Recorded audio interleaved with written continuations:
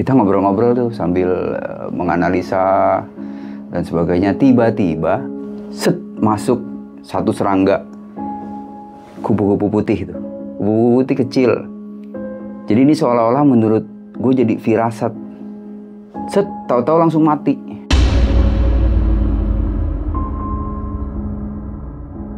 Celananya ditinggal di atas tadi tuh. Oke. Jadi ini udah nggak pakai pakaian, tapi masih pakai celana dalam. Ini pakai raincoat, mungkin dia kesusahan buka raincoat tuh. Pada saat, tapi yang ajaib itu anak bisa turun ke situ gitu. Padahal itu tujuan P8 meter tuh, dan gua aja tadi susah. Turunnya susah ya? Iya.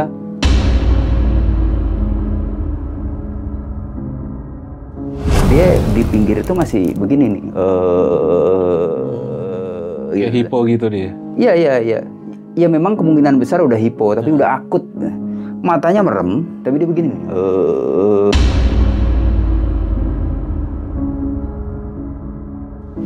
Nah, gue panik dong. Gue bangunin lah nih dua anak ini nih. Woi. Ini kenapa nih? Terus bangun nih dua anak ini, lalu si Pion juga bangun, si KSR bangun. Wah, ini terus cek nadi kan, nadinya udah kosong nih. Dia bikin RJP itu, resusitasi jantung baru. Terus mau bikin napas buatan juga. Gue perhatiin, wah bener nih. Dan akhirnya ya tidak tertolong, apalagi ya meninggal lah tuh pagi itu. Meninggal? Iya. Si Is ini? Iya.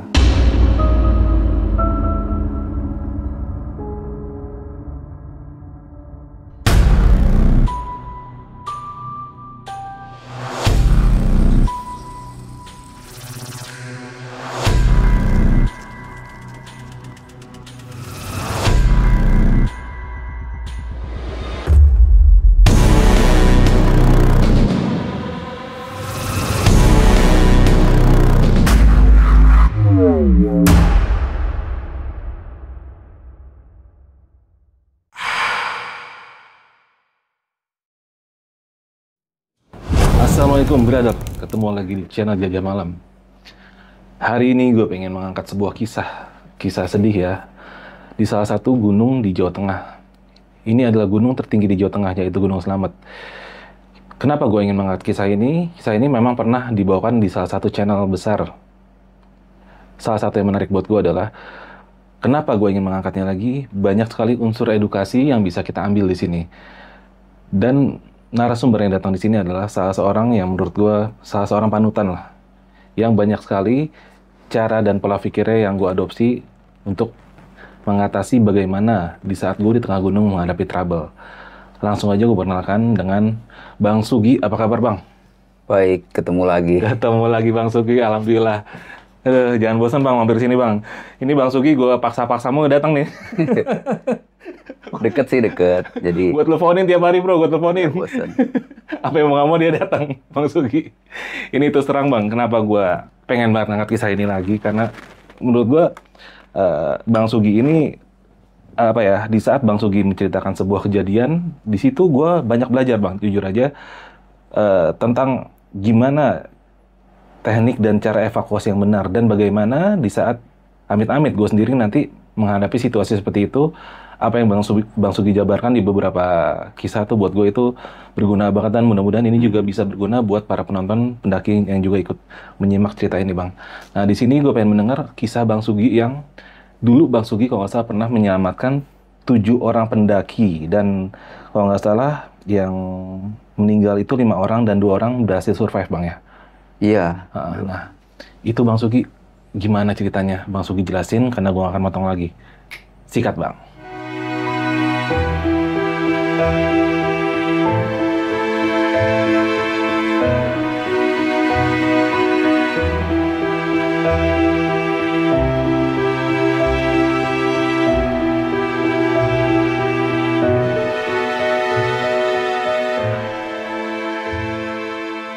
Awal itu saya lagi di satu organisasi ya. Sebetulnya waktu itu mau meeting tuh. Kita dari perwakilan Jakarta, terus ke Bandung itu tujuan meeting. Ya, kita berangkat hari malam Sabtu. Oke. Jadi hari malam Sabtunya tuh udah sampai di Bandung, terus bermalam di Bandung. Saat itu bermalam di sekretariat. Karena memang tujuan kita pasti ke sekretariat langsung lah. Di Jalan Aceh waktu itu mas. Udah pagi hari sekitar jam-jam 7 gitu. Ada senior yang datang gubrak-gubrak apa tempat kita tidur tuh. Kalau itu kan bahasa Sunda tuh. Udah nggak tuh sare wae, maksudnya bangun-bangun udah siang tidur melulu gitu. Terus gue bilang, ada apaan sih Kang? Masih ngantuk nih baru tadi juga. Ini ada SAR. Tidur melulu. Wah udah biarin aja Kang. Itu kan SAR udah banyak yang berangkat. Jadi saat itu lagi ada SAR pesawat yang hilang di sekitaran Burangrang tuh. Jadi gue pikir itu gitu. Tahun berapa ini Bang? Itu 2001. Oke. 2001 dan begitu gue dibangunin terus dilempar tuh pakai koran. Tah baca. Bener, itu di koran Kompas jadi headline-nya besar gitu. Apa tulisannya 6 pendaki gunung 6 pendaki gunung dari Jogja tersesat di Gunung Slamet, gitu kan. Poinnya itulah. Nah lalu gue baca tuh, oh anak-anak dari universitas di Jogja gitu. Nah baca detil, wah ini emang udah headline kan, udah nggak bohong lagi saat itu Kompas kan. Tahun itu kan kita belum ada medsos. Betul. Telepon juga belum pada pegang handphone itu. Handphone nggak, paling telepon sekretariat sama telepon rumah kan. Baca baik-baik baru setelah itu oh iya. Nah gue datang itu berdua sama temen, memang lagi pengurus organisasi yang di Jakarta. Jadi mau rapat koordinasi lah biasa, rapat bulanan gitu dengan pengurus. Nah saat itu karena lagi ada SAR pesawat yang di Burangrang, jadi memang nggak ada personil tuh di sekretariat tuh mau sepi. Ya harus mau nggak mau saat itu kita langsung merencanakan untuk berangkat. Dan sebetulnya saat itu gue juga sih yang waktu itu ikut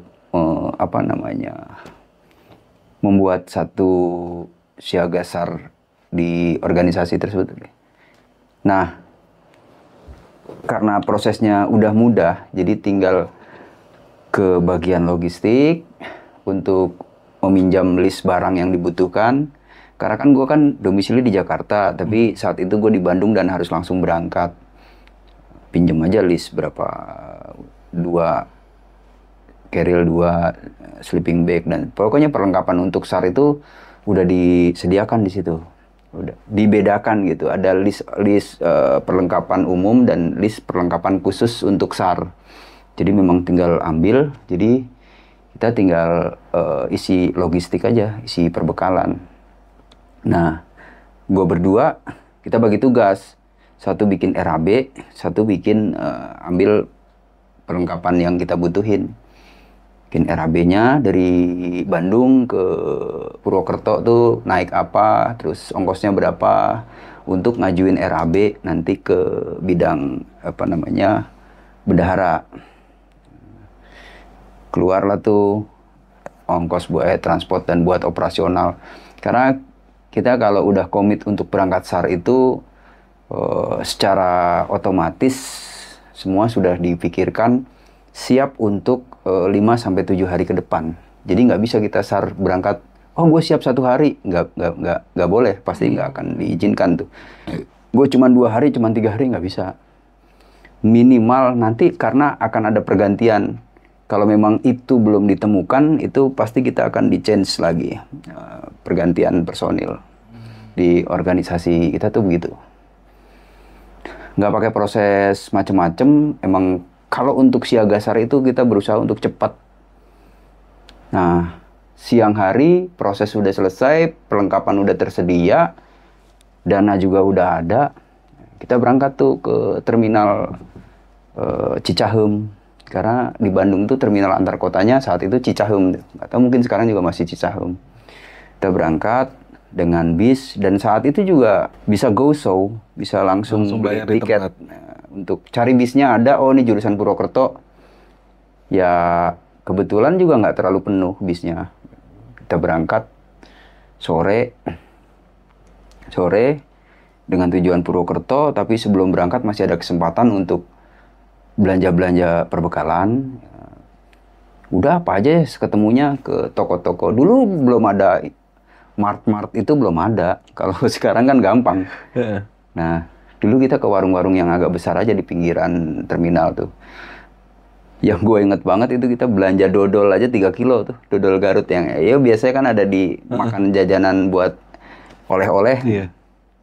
Itu kita bawa, kita beli aneka macam dodol. Berangkatlah kita pakai bis tujuan Purwokerto. Kira-kira beberapa jam lah.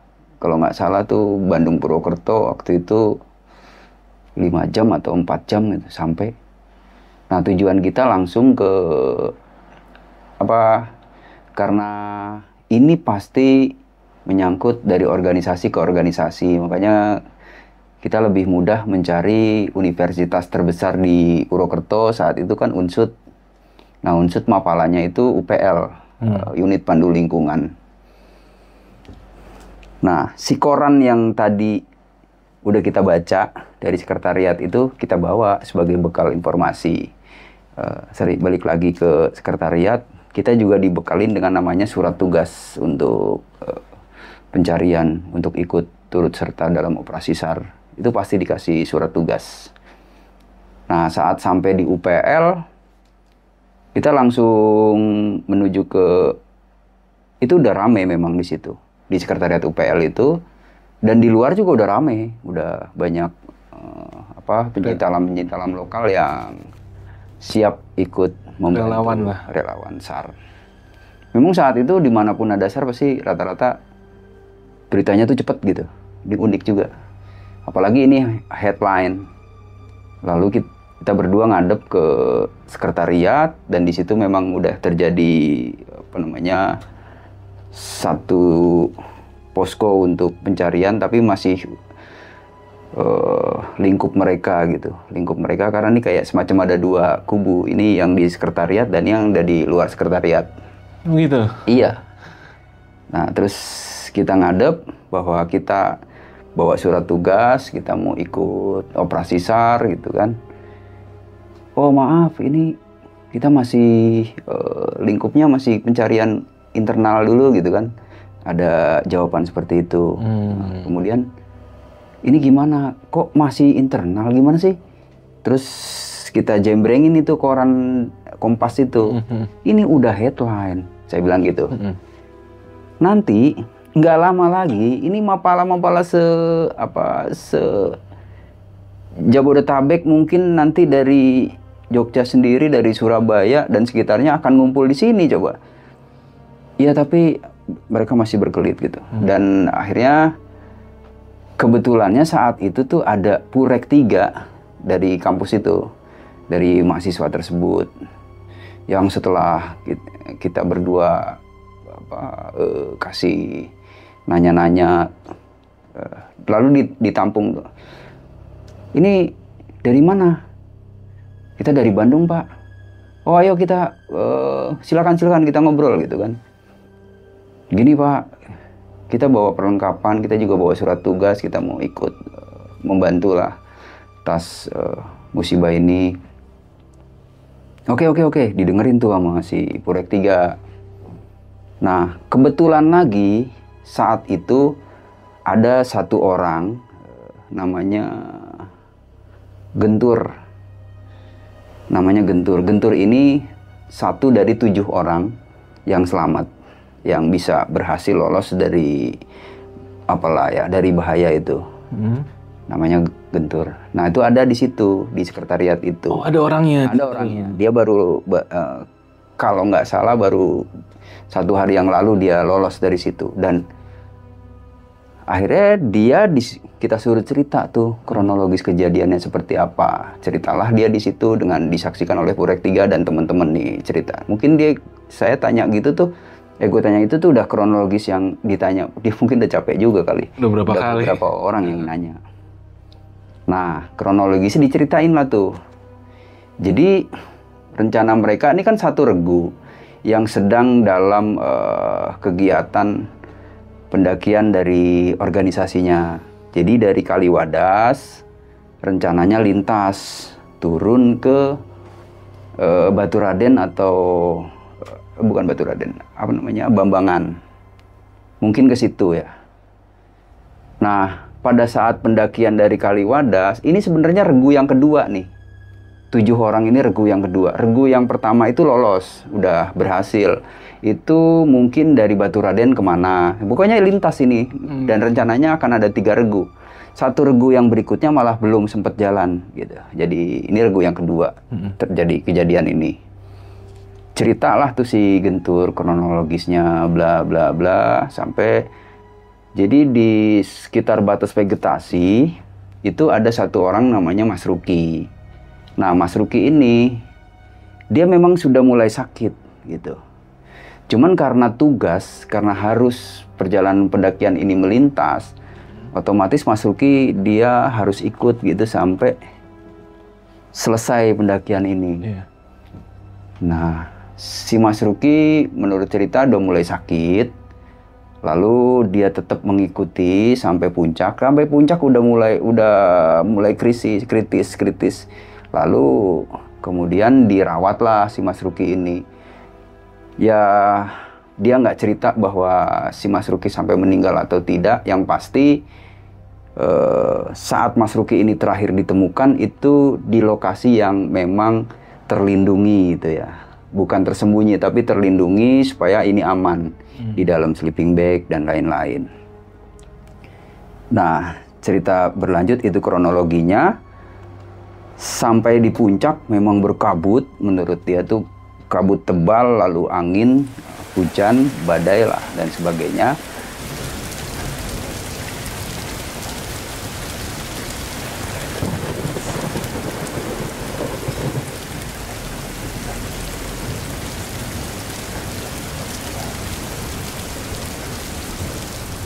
Lalu satu orang perempuan, ini namanya Dewi. Dewi ini, nah mereka kan sempat ketemu dengan rombongan dari Jakarta yang diskusi-diskusi untuk menyelamatkan si Mas Ruki dan lain-lain.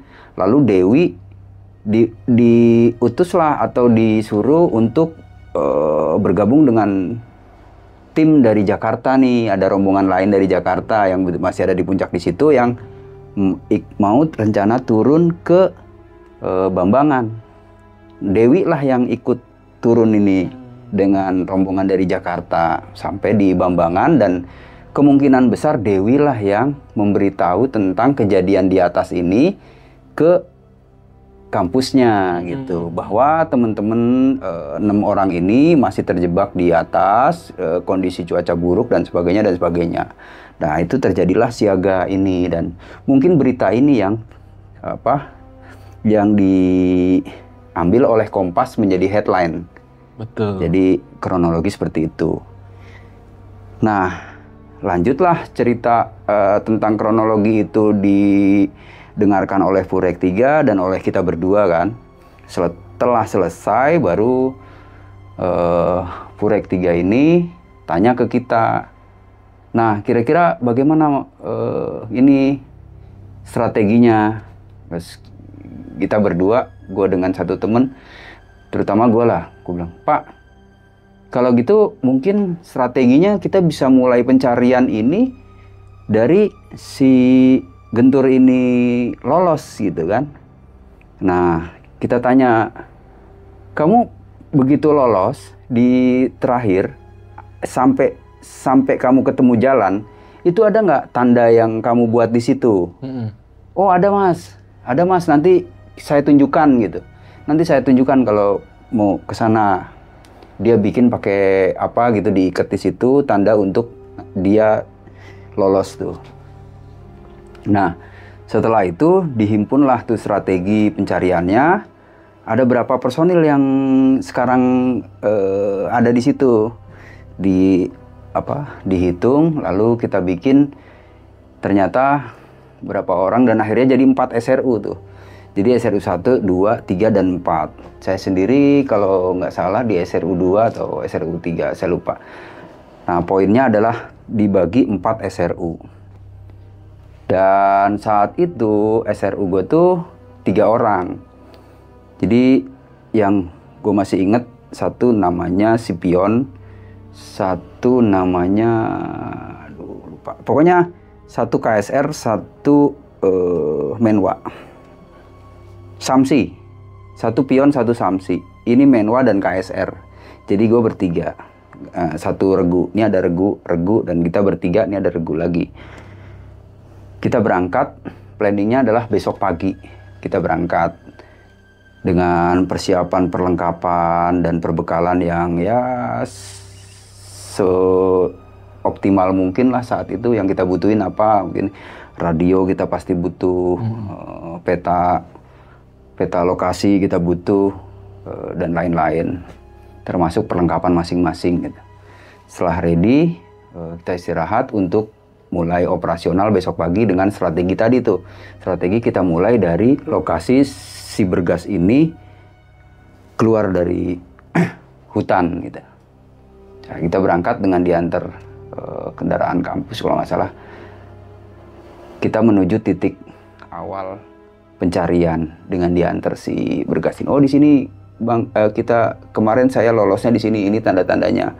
Nah, dari situ kita bagi jadi 3 titik. 3 titik tuh punggungan 1, punggungan 2, punggungan 3, punggungan 4. Nah, itu teknik pencariannya, kalau saya nyebut dalam operasi SAR itu teknik pencarian sudah tipe 2 itu. Tipe 2 itu detection mode atau tracking mode. Jadi mencari dengan mendeteksi lewat jalur-jalur yang kemungkinan dia lolos. Jadi satu regu. Kita berangkat, start itu kurang lebih jam 10 pagi hari Senin.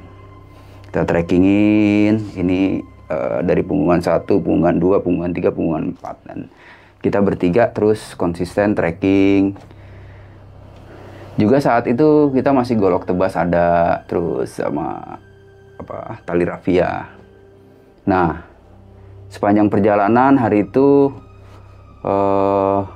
Senin pagi itu, kita coba konsisten lewat punggungan. Kemudian saat ada pelolosan untuk jalan atau trek kecil untuk ke sungai, kita turunin.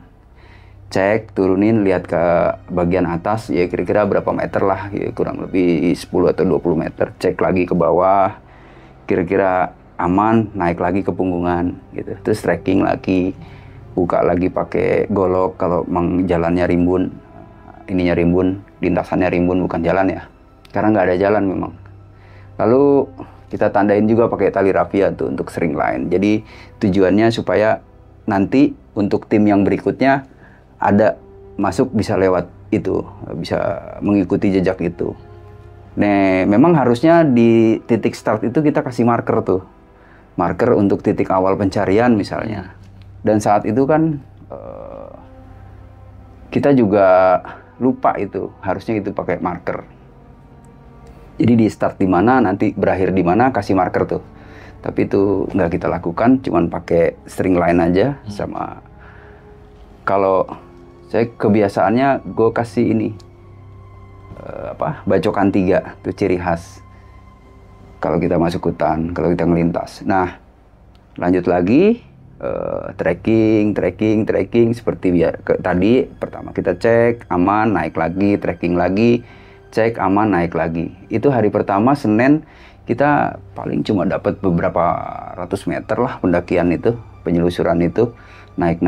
Akhirnya kita sore itu kita berhenti antara jam 4 sampai jam 5 karena nggak lihat waktunya jam berapa. Pokoknya intinya kalau setiap sore kita berhenti, dapat tempat yang datar cukup untuk bertiga, dan kita berbivak tuh.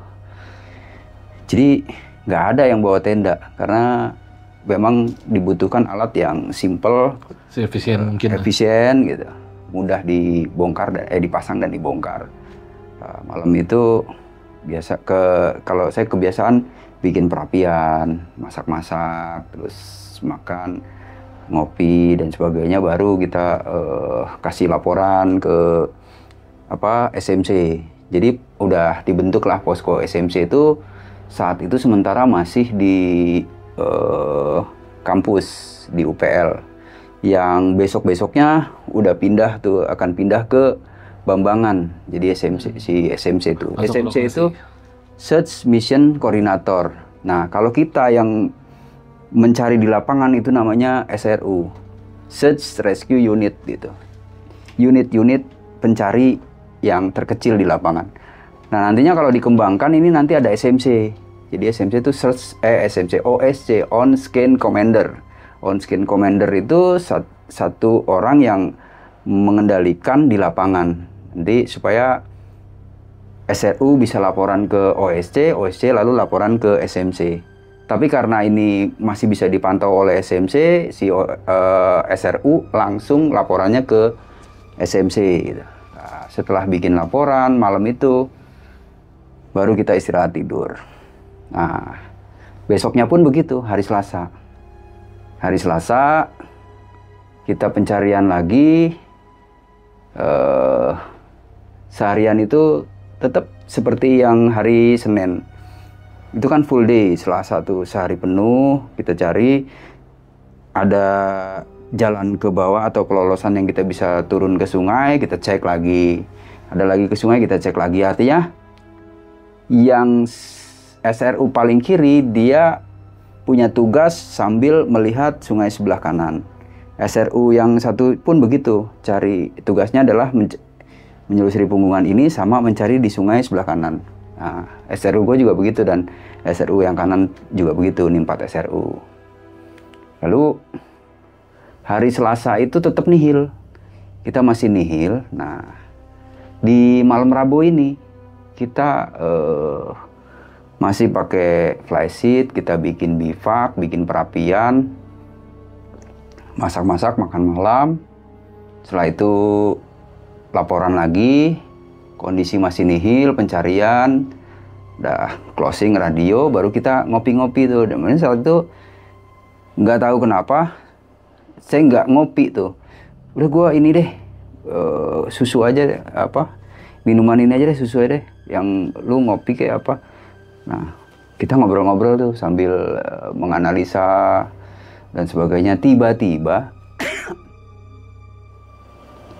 masuk satu serangga kupu-kupu putih itu, kupu-kupu putih kecil. Jadi ini seolah-olah menurut gue jadi firasat. Tahu-tahu langsung mati. Nggak mati. Yang pertama tuh masuk ke dalam gelas susu gue nih, terus kelepek. Gue angkat, mati. Ya, datang lagi. Yang kedua langsung mati di situ. Wah, ini apa ya, Terus satu si pion si Samsi, biasa aja bang, itu lagi biasa aja itu serangga yang masuk ke dalam ini, kan ini ada lilin gitu, ada cahaya, jadi dia ngejar itu. Oh iya kali, ya udahlah, cuman kupu-kupu, gue minum lagi aja. Ya nggak lama kita istirahat tuh, tidur. Nah, berarti kan hari besoknya Rabu setelah sarapan dan lain-lain seperti biasalah, bongkar bivak, packing, kita berdoa. Sampai setiap memulai itu kita doa dulu, jalan. Nah, hari Rabu pagi itu kita nggak lama jalan, itu tali rafia habis. Tinggal golok tebas dong, tinggal golok tebas buat ciri-ciri, buat tanda-tanda bahwa kita lewat situ, bikin bacokan 3. Kira-kira setengah hari perjalanan, golok tebas juga patah. Ya golok tebas patah, jadi diterabas-terabas gitu aja tuh semak belukarnya. Untungnya tuh makin ke atas kan rimbunnya udah makin renggang, nggak terlalu rimbun, jadi kita masih bisa tebas-tebas masuk, terabas masuk. Nah, di kira-kira jam 10 atau jam 11 tuh perbekalan air kita kan tadi pagi habis tuh. Sampai saat kita bikin sarapan pagi dan ngopi-ngopi udah hampir habis. Kemudian kita cek ke bawah deh sambil gue cari air gitu. Iya. Gue ke bawah, lihat ke sungai. Ini kan agak curam dikit, tapi gue masih berani loncat lah itu karena kira-kira 4 atau 3 meter tuh jarak ininya, cari yang bawahnya pasir. Jadi turun ke sungai. Nah, sungai itu juga alirannya nggak terlalu banyak air, mungkin malah hampir kering gitu. Cuma ada di cekungan. Nah, setelah gue sampai dasar sungai, turunin tuh semua jerigen-jerigen dan wadah air, botol, peples gitu kan. Kalau sekarang mungkin tumbler ya namanya. Nah, ada botol terakhir atau peples terakhir tuh diikat pakai tali, semacam tali pramuka gitu, supaya nanti bisa buat narik ke atas. Itu botol terakhir. Setelah ini penuh, semua botol-botol penuh ditarikin ke atas tuh. Tarikin ke atas. Udah selesai dong, udah proses ngambil air udah selesai, udah packing. Nah, gue masih di bawah nih, di aliran sungai ini. Nah, pada saat turun tadi gue masih bisa lompat, tapi pada saat mau naik ini kan harus nyari tempat yang agak bisa buat traversing gitu, rayap lah. Iya, cari-cari pegangan. Nyampe lah, kira-kira sebelum nyampe atas banget masih bertengger di batu. Terus ya namanya seperti proses sebelumnya, mata tuh kayak nggak mau langsung pergi gitu, tapi ngelihat dulu sekitaran gitu. Ngelihat dari atas, tiba-tiba gue tertuju ke satu benda yang aneh nih. Terus gue perhatiin kok itu seperti kayak ada sepatu dan lain-lain gitu. Terus gue perhatiin lagi, wah ini emang bener, itu ternyata ada sepatu dan tas dan apalah gitu. Kemudian gue teriak ke dua orang ini, woi, sini dulu. Kenapa? Ada apa lagi? Ini kan udah penuh. Udah ayo, lanjut. Enggak, pokoknya kesini dulu deh. Ada apa sih? Udah kesini dulu, cepet. Baru tuh mereka berdua ke posisi gue. Coba lihat tuh, jangan mata gue salah ya. Itu ada apa sih di bawah tuh kayak yang aneh tuh, benda apa ya?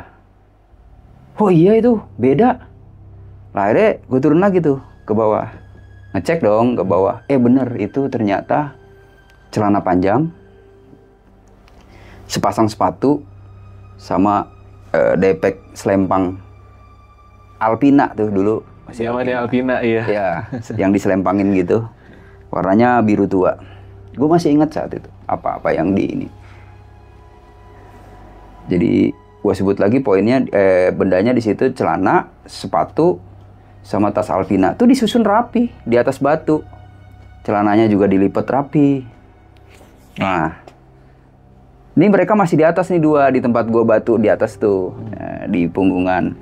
Terus gue turun, woi bener ini. Lalu bentar ya, gue cek lagi ke bawah, gue cari lagi ke bawah tuh ternyata gini, ada posisinya posisi air terjun gitu. Cuma tingginya nih kurang lebih ada 7 meter atau 8 meteran. Ke bawah tuh lumayan. Nah, dari atas itu gue lihat ada kubangan air. Jadi karena ini kering, di bawahnya tuh ada kubangan air. Kubangan air tuh bekas jebokannya dia jatuh air. Bekas turbulence itunya. Jadi ternyata bukan cuma cekungan, ini ada turbulence yang akhirnya nih ngebentuk gua di sini nih. Ngambung air. Gua kecil di belakang air terjun ini sini. Nah, saat itu cuman ada riak-riaknya doang tuh. Si air itu goyang-goyang gitu kan. Si air-air itu goyang. Gue berpikir gini, biarin aja nih nanti mereka berdua yang turun kan. Gue coba, lu ini nih ada nih goyang-goyang di bawah nih, kemungkinan ada manusianya. Gue bilang ada dia nih. Kan gue nggak tahu nih siapa di bawah ya. Nah, setelah mereka berdua, coba cek deh ke bawah, biar gue yang nurunin keril-keril ini 3 gitu kan.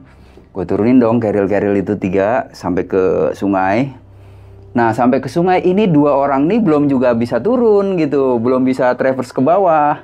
Belum bisa turun. Wah, ini susah nih. Udah akhirnya kita cari dong webbing. Karena kita bertiga nih bawa webbing masing-masing nih. Ada kalau nggak salah yang 2, yang 1. Pokoknya semua bawa webbing, kita sambung-sambung dan akhirnya turun deh nih 1 orang. Dan teriak di bawah. Masih ada nih, dapat ketemu 1 orang gitu. Masih hidup. Jadi kondisi dia tuh dan akhirnya gue tahu ini perempuan namanya Iis gitu. Jadi karena perempuan itu 2 di kelompok itu, si Dewi yang selamat tadi. Lalu ini perempuan 1 lagi udah pasti nih Iis. Nah, dia kondisinya kalau ini kubangan air tadi tuh dari yang dilihat dari atas, dia di pinggir itu masih begini nih. Kayak hipo gitu dia. Iya. Ya memang kemungkinan besar udah hipo, tapi udah akut. Matanya merem, tapi dia begini nih. Begitu mereka berdua nih udah di bawah, baru tuh turunin lagi keril-kerilnya satu persatu. Udah 3 keril turun, si webbing kan tetap diikat di pokok kayu gitu ya, di anchor di kayu. Lalu gue pakai turun ke bawah, udah nyampe di bawah semua bertiga, baru tuh kita amanin dia nih. Nah, si KSR ini baru dia action biar saya yang ini ya yang nanganin. Oke, mantap gitu kan. Sip. Nah, dibongkar lah nih keril, gue bongkar, keluarin matras, dibentangin di sisi goa tadi tuh. Dan goa ini banyak kayu-kayu kering bekas hanyutan dari sungai tadi tuh. Dan kebetulan sungai ini kan kering nih, nggak ada airnya. Lalu dicoba ditanganin si anak ini, lalu dibawa ke tempat yang gue udah bentangin matras. Tahu dong prosesnya kayak gimana? Tahu, aman, kata dia kan, kata si pion ini, si anak KSR ini. Ditelanjangin itu semua kan. Dan bener itu dalam kondisi dia pakai jas hujan, pakai raincoat. Tapi ininya telanjang nih, karena celananya ditinggal di atas tadi tuh.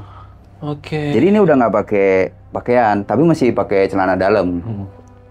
Dia pakai raincoat, mungkin dia kesusahan buka raincoat tuh. Pada saat, tapi yang ajaib itu anak bisa turun ke situ gitu. Padahal itu tujuan 8 meter tuh, dan gua aja tadi susah. Turunnya susah ya? Iya. Kan webbing ini 4 meter, itu harus disambung 2 webbing, 3 webbing untuk anchor kan. Dan dibikin 2 double webbing tuh ke bawah.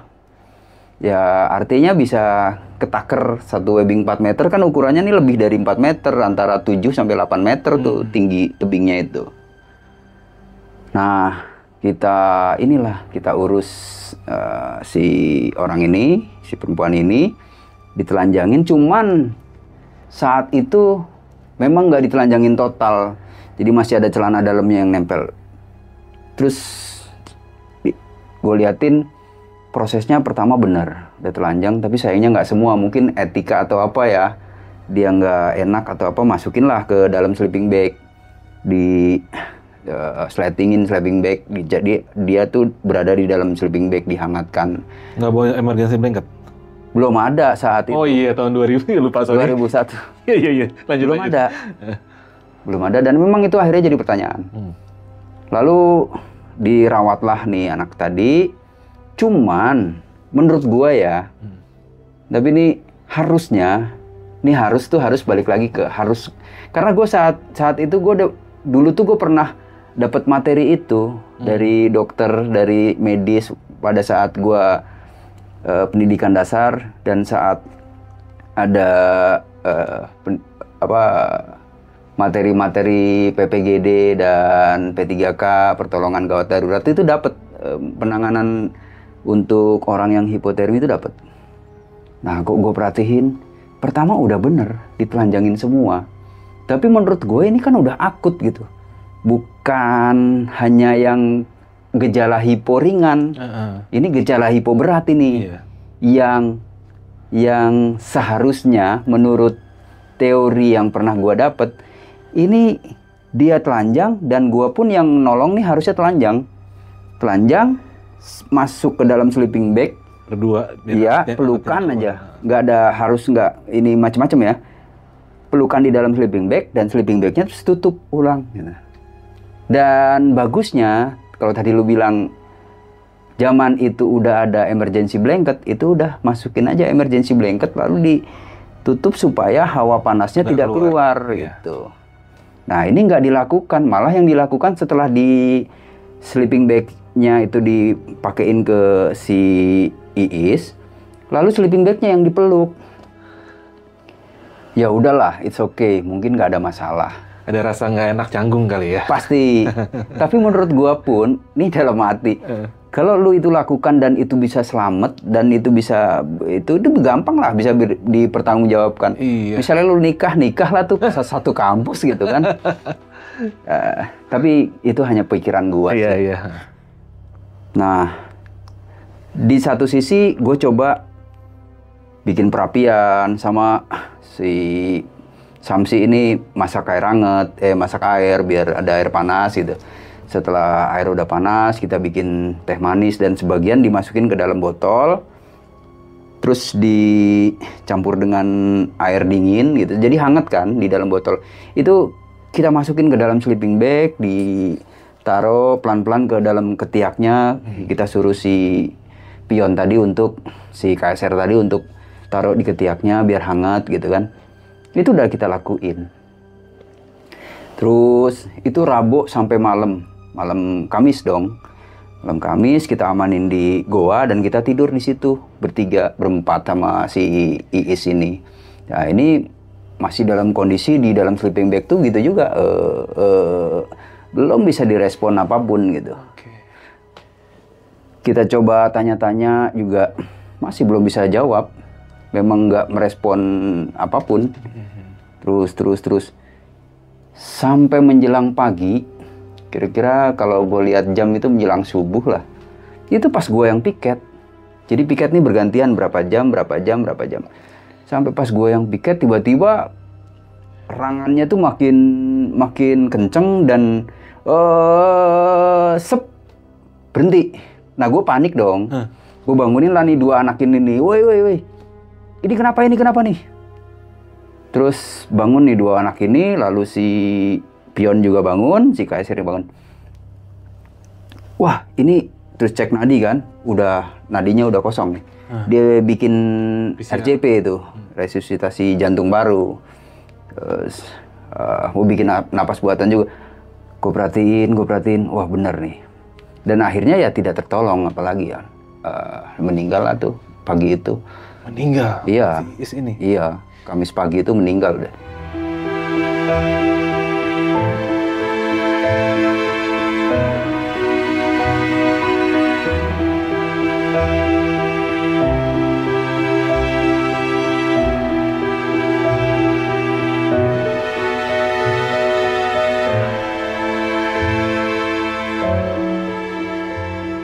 Nah, gue balik lagi ke depan ya. Tadi setelah itu ditemukan, dirawat, pada saat udah perawatan, itu gue udah bikin laporan ke SMC. Tapi sebelum bikin laporan, ini apa kejadiannya seperti apa, posisinya di mana, besok alat-alat apa yang harus dibawa untuk merescue, termasuk tandu basket. Karena gue punya pengalaman nih, tandu basket nih paling asik dibuat, paling pas untuk mengevakuasi. Karena menurut gue nih evakuasinya harus ke atas dia. Dibikin semacam, bukan tirolian. Hauling ya, ke atas pakai teknik hauling. Jadi ada dua rope. Nanti untuk ngangkat si tandu ke atas, jadi tarik sampai ke atas, dan satu yang untuk ngebilai nih. Jadi gua list tuh kebutuhannya, tali berapa roll yang statis, terus 2 roll yang dinamis gitu. 2 roll itu asumsi gua saat itu 1 roll itu kan 50 meter, kecuali yang statis tuh bisa 100 meter, tapi kalau kebutuhan itu gue tulis kira-kira kalau statis, kalau ada yang ukuran 20 atau 30 meter gitu. termasuk figure of eight atau karabiner, harness, lalu webbing seperlunya untuk anchor dan lain-lain itu gue list. Jadi setelah gue list baru dilaporin tuh segala apa, posisi di mana, kondisi bagaimana. Dan saat itu alhamdulillahnya tuh ini HT antenanya super stick patah tuh. Patah dan nggak hilang ide dong gue. Ini kan si pion ini medis, dia bawa peralatan medis, pasti dia punya plester tuh. Gue minta, lu ada plester? Oh ada. Gue sambung tuh si antena, tarik shred, di onin, bunyi, tek, berfungsi. Bisa tuh ngelaporin itu semua dan diterima sama SMC. Oke, besok kita secepatnya kita kirim tim untuk evakuasi, untuk rescue. Ya, laporan udah itu terima. Nah, balik lagi lanjut, kondisi dia meninggal, udah meninggal pagi itu. Nah, Kamis lah tuh kan, seharian kita nungguin. Tim rescue belum juga datang. Buka lagi radio, kontak lagi. Posisi, masih di sini, masih di ketinggian sekian. Mungkin mereka bawa altimeter kan. Nah, saat itu posisi koordinat pun gue terus terang itu ngarang. Karena kan nggak ada GPS, gue nggak bawa GPS, cuman paling bawa kompas sama peta. Kenapa ngarang? Ngarang itu artinya bukan di posisi yang tepat banget di situ.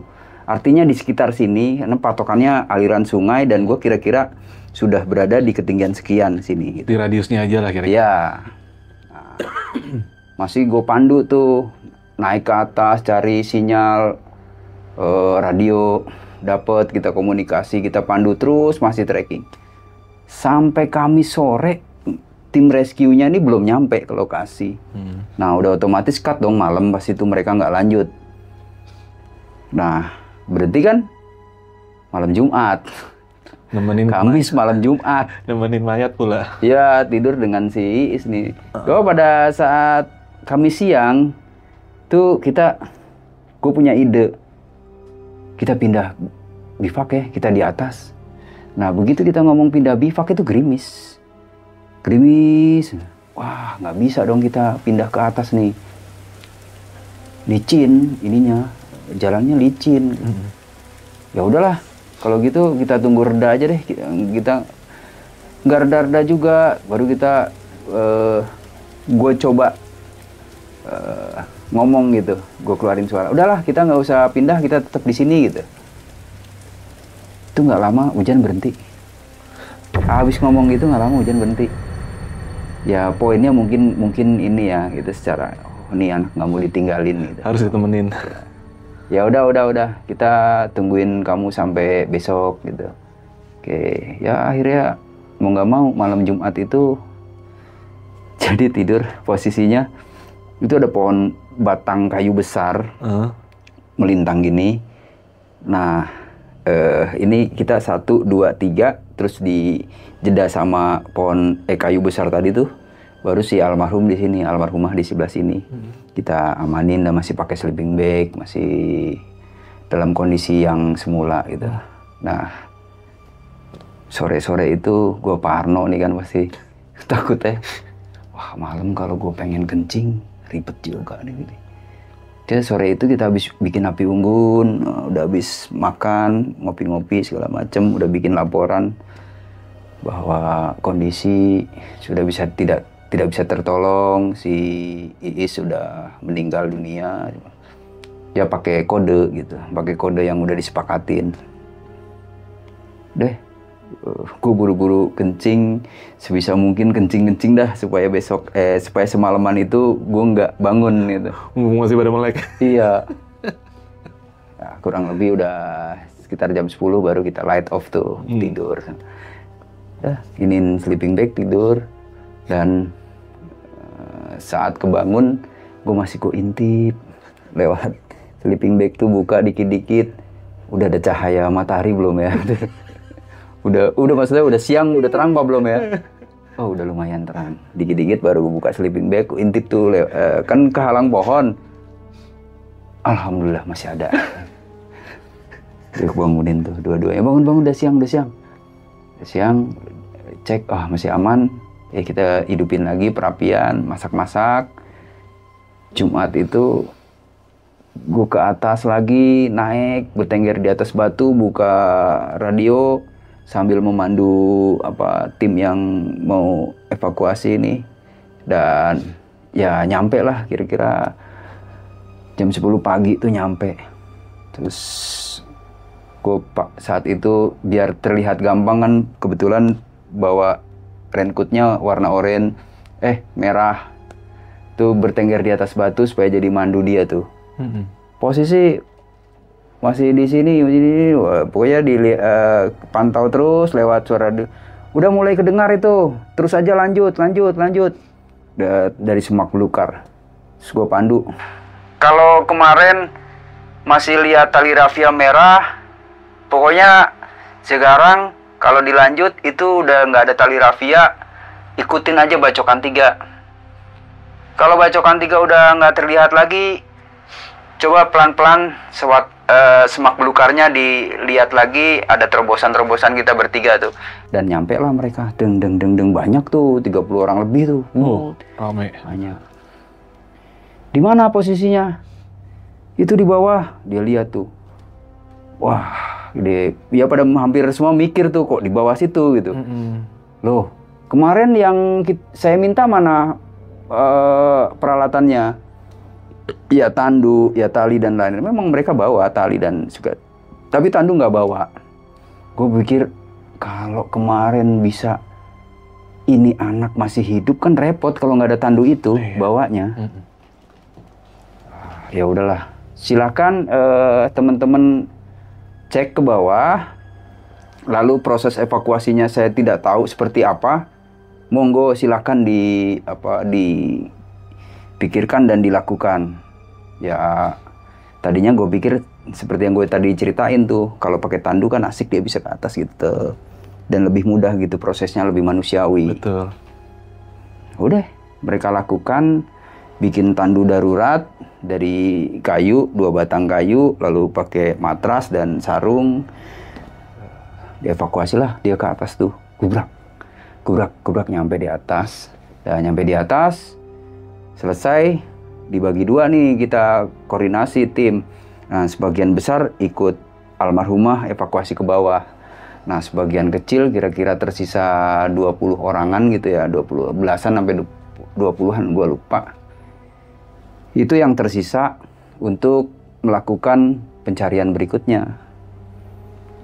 Tapi di dalam pikiran gue tuh, ini anak satu lagi nggak jauh nih kemungkinan, karena ini kan perempuan gitu, dia lebih bisa bertahan hidup lebih ini, dan kemungkinan karena dia kemarin ditemukan hidup, dia meninggalkan temannya yang sudah mungkin udah meninggal gitu.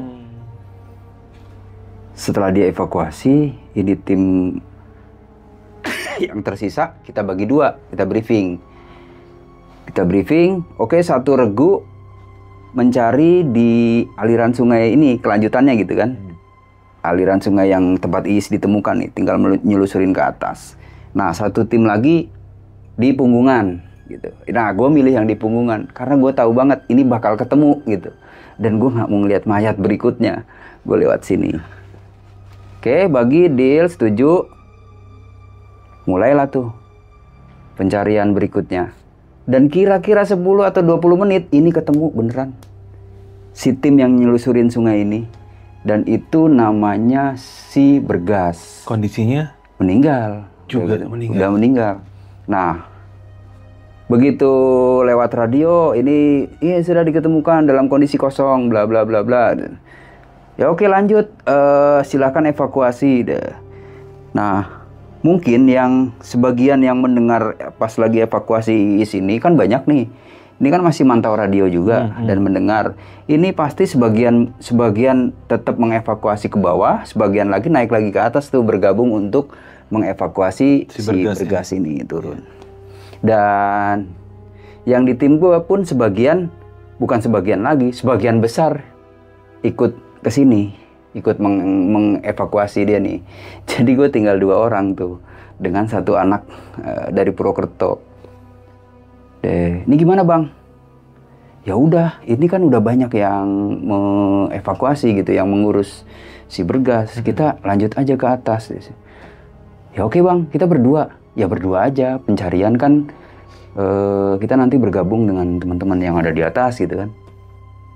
Serius bang? Ya serius. Oke kalau begitu, ikut bang, kata dia. Ayo. Loh kalau lu nggak ngikut, ini kebetulan kan anak ini anak lokal Purwokerto gitu, bukan dari mahasiswa. Ayo bang. Kita berdua, tapi tetap radio kita bawa. Perbekalan tambahan dapat dari itu kan, tim yang evakuasi ini. Perbekalan berikutnya. Perbekalan aman nih bang, aman. Perlengkapan, ya aman lah, flashlight segala macam kan kita ada. Oke kita lanjut, kita laporan tuh. Kita berdua lanjut ke atas ya, yang lain silakan mengevakuasi dan turun. Oke, sip, deal. Lanjutlah kita berdua sampai ke batas vegetasi. Jadi sebelum batas vegetasi itu ada dataran kecil dan di situ ada bekas tenda mereka nih. Tenda yang tadi taruhlah ini kan 2 ditemukan. Jadi dan di situ ada sebelum itu ada laporan kan bahwa di tenda itu ada 1 orang namanya Fauzan kalau nggak salah. Jadi Iis, Bergas, Fauzan.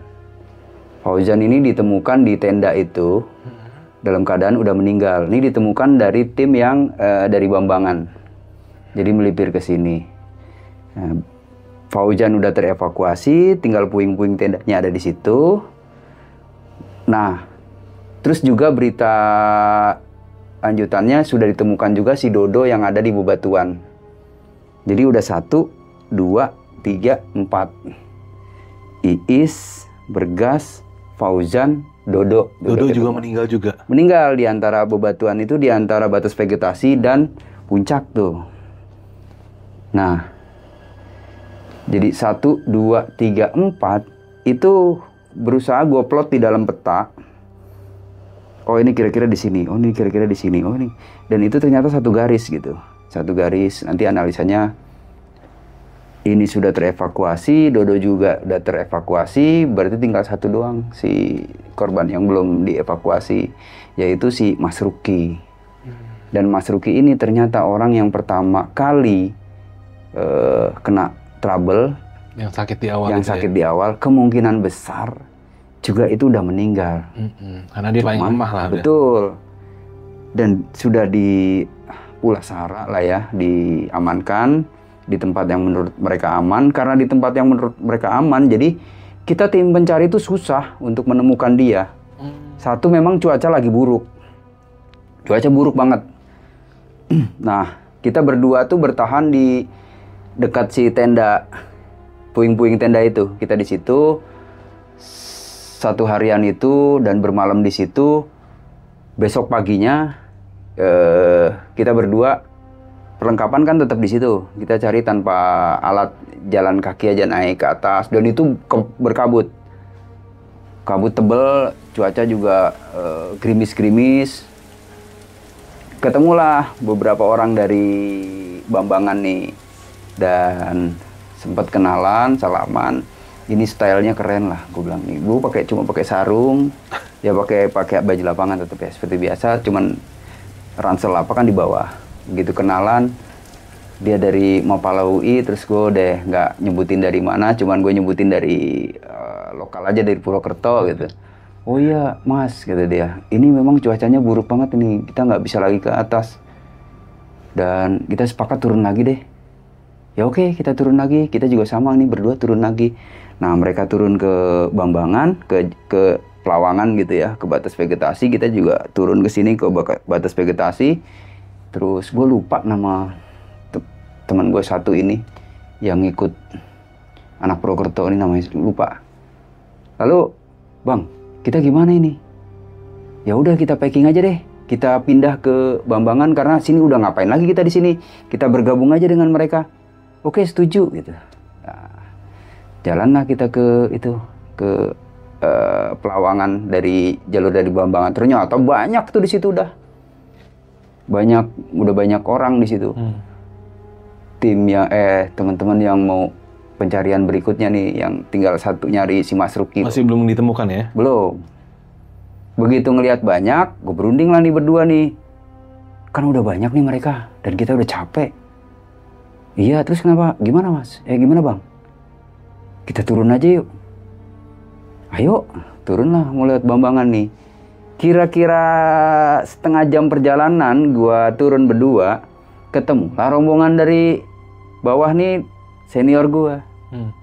Ogun, yang almarhum ya. Terus ada Tanto, Ujang, nih Ujang angkatan gue si Tanto senior gue, terus sama beberapa orang nih ya, kalau nggak salah ada namanya Desi cewek nih, terus sama beberapa orang, jadi total tuh rombongan 7 orang. Nah sama Kang Ogun papasan kan, wah kemana lu? Turun Kang, udah capek gue udah lama. Ngapain turun? Di bawah rame banget orang. Ya di atas juga udah rame Kang. Ngapain gue ini? Udahlah, temenin gue. Kita besok ikutannya ada lagi. Lu nggak usah gerak, kita aja yang gerak. Udah Kang, udah capek Kang. Udah tanggung nih gue mau turun. Udah, naik lagi ntar lu mau ngapain? Makanan gue bawa banyak nih kata dia. Ya makanan sih sama aja Kang. Enggak, lu mau ngapain deh pokoknya, ntar lu mau mandi air hangat gue masakin. Pokoknya poinnya dia ngerayu ya. Udah ya Kang, balik lagi deh, gue ikut deh. Udah deh kita ngecamp di situ bareng tuh sama almarhum Kang Ogun dan rombongan. Paginya setelah kita nginep di situ bareng-bareng, tuh paginya kira-kira jam 6 pagi lah tuh udah rame tuh, udah teriak-teriak. Woi, ditemukan. Udah ketemu. Cek lagi dong. Bener itu korban. Buka radio. Korban ditemukan ini. Alhamdulillah udah ditemukan. Emang cuaca tuh cerah banget, secerah-cerahnya tuh pagi itu. Jadi ternyata memang mereka bersiap-siap tuh pagi itu mungkin ya. Karena gue juga bangun kesiangan jam 7. Tuh cuaca cerah banget. Mereka buru-buru ke atas dan ditemukan kabarnya di bebatuan yang memang terlindungi lah ya. Mereka bener-bener merawat ini temennya si Mas Ruki supaya aman dan sebagainya, baru dia tinggalin turun yang akhirnya Dodo meninggal di bebatuan, kemudian si Faujan di tenda, kemudian si Bergas, kemudian si Iis yang gue temuin, dan yang terakhir yang berhasil lolos adalah si Gentur. Si Mas Ruki ini sendiri sudah tewas juga ya? Iya, ditemukan dalam kondisi memang sudah tewas di atas, udah meninggal, dan mungkin itu orang yang pertama meninggal, mungkin ya. Seandainya pun belum meninggal juga nggak mungkin mereka tinggalin tuh turun ke bawah. Betul, minimal ada yang nemenin. Ya. Iya. Atau ini kan selanjutnya gue nggak nanya-nanya lagi tuh. Setelah itu ya udah, setelah si Mas Ruki ketemu, dievakuasi turun, sampai evakuasi turun pun gue masih di Pelawangan kan, dengan Kang Ogun dan lain-lain. Udah kita turun belakangan aja. Setelah mereka semua tim SAR turun, kita jadi tim yang paling belakang turun tuh. Dan sampai di Bambangan pun posko udah bubar. Udah sepi. Sepi, tinggal beberapa orang yang masih nungguin kita di atas. Nah, jadi kesimpulannya mungkin dia belum meninggal, terus si Dodo ini mungkin yang menunggu sampai terakhir dia meninggal, karena Dodo ini pas turun ditemukan justru bukan di bawah, tapi di bebatuan ini tuh. Nah, sementara si Iis, Bergas, Gentur, dan Faujan ini sempat sampai di tenda itu, di batas vegetasi, yang kemudian si Faujan juga mungkin sakit, ya kan? Lalu si Bergas, Gentur, dan Iis ini berusaha menyelamatkan diri lagi ke bawah, turun ke bawah. Dan yang cepat duluan sampai ke bawah si Gentur tadi tuh. Berarti si Iis ini caranya dia bisa menurunin itu masih misteri itu? Misteri, dan ya itu memang sih terlihat mudah turunnya, tapi perempuan loh ini. Nurunin tebing ini nih. Gue sendiri mikir dan masih pakai alat, masih pakai webbing untuk nurunin barang dan turun bareng ke bawah. Dan itu berarti saat dia turun kemungkinan celananya ini masih ditinggal gitu atau gimana? Iya, pada saat dia turun. Ini udah membuka celana, udah naro tas sama naro sepatu tuh di situ. Analisanya Rapi. kenapa dia buka celana? Apa karena basah kah atau gimana? Kemungkinan dia udah merasa hipo. Oh iya, hipoakut malah jadi kan panas. Iya, Betul. membuka pakaiannya dan mungkin si raincoat ini nggak bisa dibuka, tapi ya banyak kejanggalan-kejanggalan sih. Sepatu kan seharusnya juga susah loh, Bener. dan dia taruh rapi. Nah itu kok masih sempat ngerapiin. Orang logikanya hipo udah buka-buka. Iya, iya. Ini masih sempat ngerapiin. Iya, ya mungkin dia ini belum dibuka lah sama dia. Dia pikir udah panas di bawah dan dia ngejar air kubangan itu di bawah tuh. Mungkin dia lihat gitu, dia lihat baru dia turun. Tapi yang uniknya kan harusnya dia lompat gitu kan. Tapi ini nggak ada sedikit pun Lecet ya? patah-patah apa enggak. Ya masih di bawah tuh ya utuh begitu mainan air. Tapi dengan kesadaran yang udah nggak ada lah. Mungkin andaikan itu lebih cepat 1 hari aja, mungkin banyak yang bisa selamat ya. Sepertinya gitu. Iya kan? Iya. Artinya si cewek ini aja kan masih di ujung akhirnya masih ketemu ya Iya. kan? Ya tapi memang apa ya, proses nggak secepat itu ya. Dan itu pun kemungkinan kita udah termasuk cepat. Karena saat itu langsung didengar, langsung action gitu. Dan nggak semudah itu juga kita mencapai ke situ pun. Iya sih, bener. Dan saat itu, ini kan cerita ini pernah ku ceritain juga di tempat lain. Dan ada yang komentar, kok kenapa nggak pakai heli, nggak pakai ini? Nggak semudah itu. Ini hutan. Kalaupun itu terjadi zaman sekarang, pakai drone pun ya, itu pasti susah karena kanopi-kanopi hutannya tuh masih lebat. Kecuali yang kayak di Rinjani tuh, yang di Jatuh itu kanopinya nggak ada kanopi, itu bebatuan aja masih bisa pakai Langsung drone. kelihatan langsung plong. Betul. Ya mungkin orang-orang yang komentar ini ya basicnya belum pernah mendaki gunung, jadi nggak pernah tahu. Tapi gue kasih gambaran aja bahwa hutan tropis di Indonesia tuh kanopinya memang lebat lah. Di gunung-gunung tertentu aja yang vegetasinya savana, misalnya Merbabu, Rinjani dan Tambora yang begitu tuh. Kalau salah, assalamualaikum. Iya, iya. Iya, makanya tidak semudah itu, gampang dipakai drone atau apalagi komentar, kenapa nggak pakai helikopter ya? Enggak. Udah deh, no comment. Iya. Oke Bang, ini keren ya. Maksudnya di sini kan jadi, maksud gue biar yang nonton juga bisa belajar gitu. Gimana situasi dan kondisi kita evakuasi di lapangan nggak semudah seperti yang mereka pikir. Iya. Yang kedua, ya gimana kita menangani ya. Misalnya kayak tadi tuh, orang yang sudah hipoakut, sudah seperti itu kan, artinya kalau mungkin di era ini sudah agak mending ya, sudah ada emergency blanket ya, yang bisa lebih praktis gitu. Iya. Kalau kayak abang tadi kan itu dilematis. Mau kita peluk gimana? Ini anak perawan orang. Iya. Kan begitu. Sangat itu pikiran kita bertiga. Pastinya. Ntar disangka macam-macam, tapi kalau gimana? Ya, dilema lah. Di satu sisi ya dalam pikiran gue, kalaupun lu mau tangani dengan proses SOP yang benar lah. SOP yang benar, pun satu saat lu dituntut untuk bertanggung jawab, ya gue pikir lu satu kampus. Kalau gue kan jauh nanti. Nah Bang nih, andaikan saja si Iis ini, misalnya salah satu teman kampus saya ini melakukan SOP yang bener-bener yang sesuai standar lah. Dia sama-sama nekat, sama-sama nggak pakai baju, sama-sama di dalam itu masih ada kemungkinan selamat nggak menurut Abang? Menurut gue ya, kemungkinan sih 80% lah. Karena dia masih gitu kan. Masih ada respon, masih ada gerak gitu. Belum diem. Nah, kemungkinan kalau skin to skin. Jadi ini sekalian penjelasan ya, tujuannya menurut teori yang gue dapat dari orang medis yang bisa dipertanggungjawabkan. Itu misalnya begitu. Jadi oke lah si laki-laki ini telanjang tapi pakai sempak lah mungkin gitu. Iya, itu kan akan lebih bisa dipertanggungjawabkan. Betul. Peluk lah itu. Betul. Peluk. Terus nanti kita tutup sleeping bag-nya. Kalau perlu double sleeping bag. Iya. Ya kalau sekarang harusnya pakai emergency blanket. Tapi kalau dulu kan enggak. Nah, sambil kita kasih tadi tuh botol yang diisi air hangat supaya tetap hangat.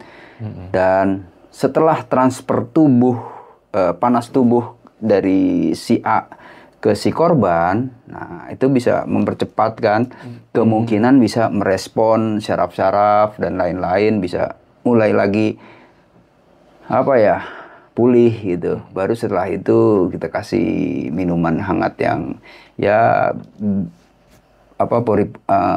lewat saraf-saraf yang udah beku. Mudah-mudahan itu bisa selamat gitu dengan. Dan itu pun pernah gue lakukan setelah itu ya. Ada 2 kali korban penanganan hipotermia yang bisa terselamatkan. Nah itu kan, jadi kalau gue kesimpulannya, memang skin to skin itu jauh lebih efektif dibanding sekedar emergency blanket. Karena emergency blanket hanya menahan panas kita sendiri untuk bisa keluar. Kan kalau skin to skin dari panas lawan ya kan? Iya. Dari orang yang sama kita, mentransfer panasnya ya kan? Iya. Iya, jadi kemungkinan selamat lebih tinggi ya. Kalau si emergency blanket itu tadi kan menahan supaya panas tubuh tetap berkutat di situ aja, nggak Tapi keluar. kan mengandalkan panas sendiri ya kan? Iya. Kalau ini kan skin to skin dari panas yang ada. Iya. Nah, efektif lagi kalau sudah skin to skin, masuk ke sleeping bag, si sleeping bag, apalagi kalau ada ukuran yang, kan ada ukuran yang jumbo. Yang jumbo ada. Ya, yang untuk double gitu. Tapi kan pasti nggak akan kepikir tuh pada saat darurat gitu. Kalaupun itu ada. Kalau nggak ya kita lepaskan sletingnya, otomatis nggak muat gitu ya. Kalau untuk berdua, ya bisa 2 sleeping bag. Iya. Lalu diiniin 2. Lalu baru kita lindungin dari emergency blanket tadi. Dan saat itu sih sebetulnya, kalaupun saat itu kepikir, kita bisa pakai fly sheet juga tuh. Setelah itu ya. Cuman kan ini ya proses itu udah kita lakuin sih.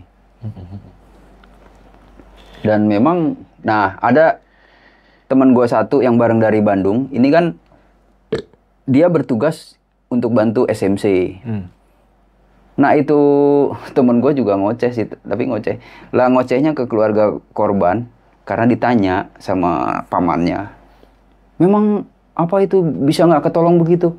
Ya harusnya ada yang bisa, alat yang bisa untuk menolong dia, namanya emergency blanket. Di mana itu alatnya belinya? Harusnya nggak usah diucap karena nggak ada gitu. Saat itu udah susah banget.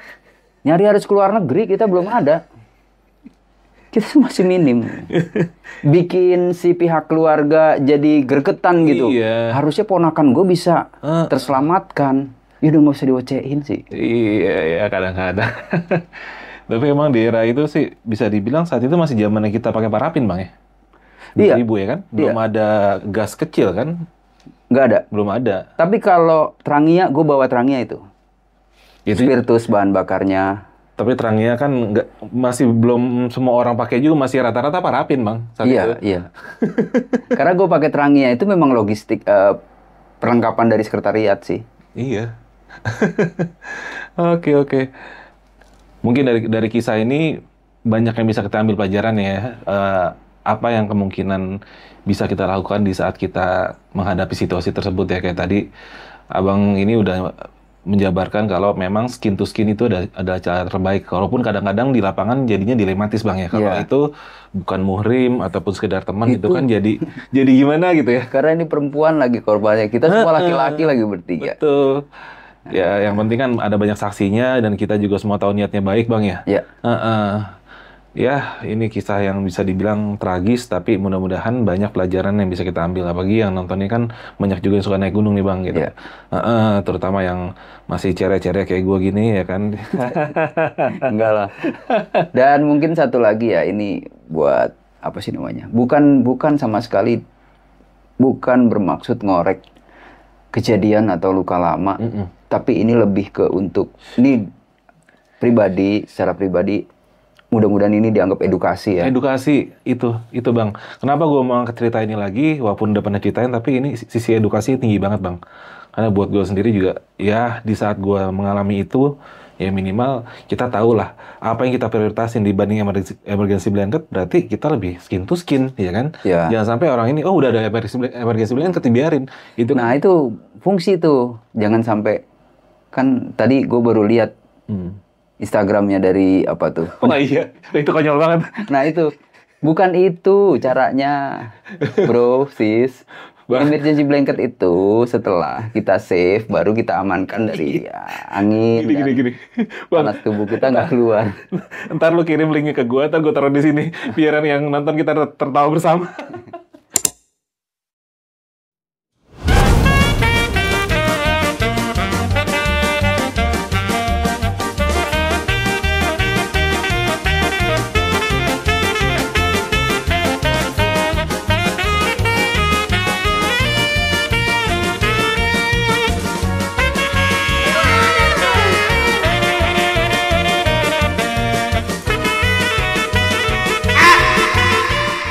itu ada konyol banget.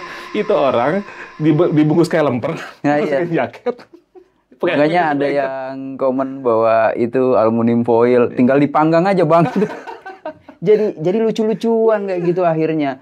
Janganlah bikin konten yang menyesatkan atau. Nggak, sebenarnya sih kalau gue rasa niatnya mereka bukan lucu-lucuan bang, tapi karena ketidaktahuan bang. Mungkin ya. Itu ketidaktahuan, tapi jadinya lucu gitu. Nah makanya ini maksud saya kan dengan kita kayak gini kan mudah-mudahan bisa sedikit, oh ini fungsinya begini loh, digunainnya begini loh. Iya. Nah itu linknya itu ntar kasih ke gue, mau gue tampilin. Dan mungkin ini satu tips ya, itu tadi di cuaca angin terus di belengket-belengket gitu dan kondisi anaknya juga masih berdiri Masih gitu. sehat. Iya, harusnya gini loh tipsnya. Kalau saat lu naik gunung, itu pakai kaos nggak apa-apa pada saat berjalan nih.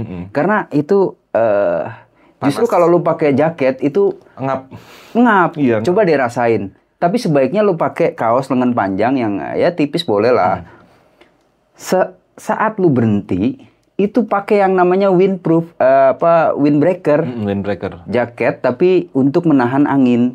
Bukan menambah hangat. Nah, kalau lu udah berhenti, udah nenda, tuh pakai yang hangat. Bener. Jadi jangan kita naik gunung langsung pakai jaket. Oh, itu malah bahaya. Bahayanya kenapa? Energi kita terkuras habis kepanasan. Nah itu gue kadang-kadang suka heran tuh bang, lagi papasan, lagi naik tuh orang pakai jaket tebal segala macam. Anjir, ini orang kuat amat. Nah itu gue terus terang di posisi kalau saat itu ya, kalau di gunung gue serba salah nih. Gue pengen ngasih tahu, takut dibilang so tahu, tapi gue pengen gue lihat lu kurang bener gitu. Sebenarnya sih kita pakai kaos oblong aja, asal kita gerak terus itu safety aman harusnya. Iya. Asal kita berhenti itu bener pakai windbreaker karena kan 5 menit aja kan udah nusuk lagi. Iya, dingin. Dan saat si keringet itu kita nggak pakai windbreaker, jaket penahan dingin, itu langsung terasa ces gitu, habis. Dan itu nguras energi lagi untuk menahan dingin lagi tuh, kalori kita habis. Betul. Bener. Oke deh kalau gitu. Nih, Bang Sugi, nih thank you banget ya nih. Ini kisah lu nih udah diceritain lagi di sini. Mudah-mudahan ya, semoga nggak ada orang yang bernegatif thinking tentang cerita ini ya. Bener. Di sini kita cuma mau ambil pelajarannya dari kisah Bang Sugi ini.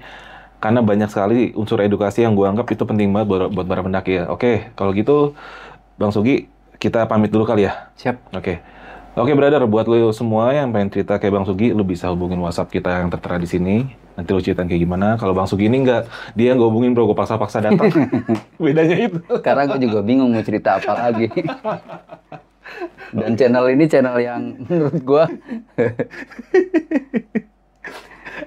gue jadi ketawa mulu. Spesifik sih untuk kalangan-kalangan yang cerita horor. Yaudah. Kita pamit lu, nggak udah nih. Oke. Gue dan Bang Sugi pamit undur diri dulu. Assalamualaikum warahmatullahi wabarakatuh. Waalaikumsalam. Oke.